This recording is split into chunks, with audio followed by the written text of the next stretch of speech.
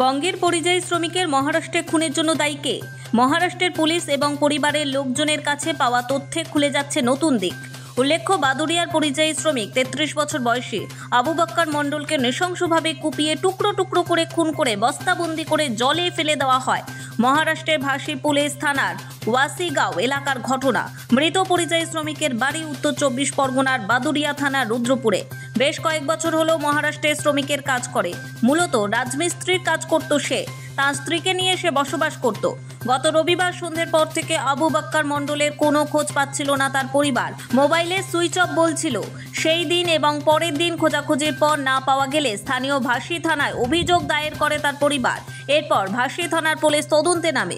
গত মঙ্গলবার সে যেখানে থাকতো তার থেকে বেশ কিছুটা দূরে একটি ডোবার ভেতরে বস্তাবন্দি অবস্থায় টুকরো টুকরো করা তার দেহ উদ্ধার করে পুলিশ তার পরিবারকে সেই দেহ দেখালে তার পরিবার শনাক্ত করে। এরপর দেহটি পুলিশ মর্গে ময়না তদন্তের পর মহারাষ্ট্র থেকে তার কফিনবন্দি দেহ গতকাল রাতে বাদুড়িয়া রুদ্রপুরে তার বাড়িতে আনা হয়। দেহ বাড়িতে ফিরতেই কান্নায় ভেঙে পড়ে তার মা বাবা সহ তার আত্মীয় পরিজনরা। তার পরিবার দোষীদের দৃষ্টান্তমূলক শাস্তির দাবি করছে। এই 20 বছর আমার ছেলে বিল্ডিং লাইনে কাজ করে, লেবারে কাজ লাগাতো। রাজমিস্ত্রির? হ্যাঁ। আচ্ছা, আমার ছেলের খুন করেছে। আমার ছেলের খুন করে ওই বোম্বাইয়ে খাড়িতে রেখেছে, খাতার মধ্যে পুঁতে দিয়েছে রাত 3টের সময়। আমি ওদের শাস্তি চাই, ওদের ফাঁসি চাই। ঘটনাটা হচ্ছে আবু বক্কর নামের, এ হচ্ছে পরিযায়ী শ্রমিক হয়ে মহারাষ্ট্রে কাজে গেছিল। সেখানে ওর যেভাবে হত্যা করা হয়েছে, কেটে পিস পিস করে গর্তয় পুঁতে রেখেছিল। ওর একদিন পুঁতে রেখেছে। ওর যে এই কাজ করেছে তার আমরা চরম শাস্তি চাই। এর সাথে যারা জড়িত আছে তাদেরও চরম শাস্তি চাই আমরা। ওর কেটে গলার নলি কেটেছে, এখানে কপিয়েছে, কেটে পিস পিস করে বস্তাবন্দি করে ওকে নিয়ে খালে পুঁতে রেখেছে।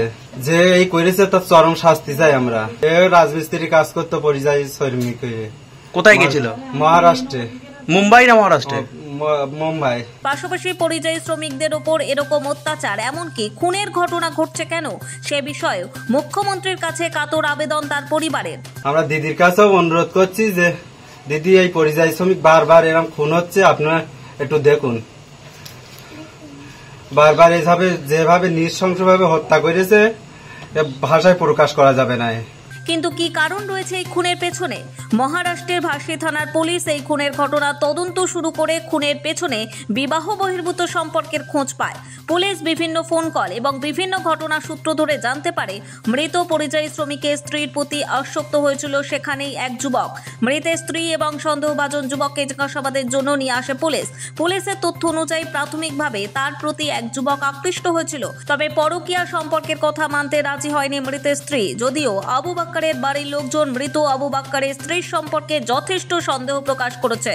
পুলিশের তদন্তে আরও নতুন কিছু দিক বেরিয়ে আসে কিনা এখন সেটাই দেখার। নোবেল বাংলা।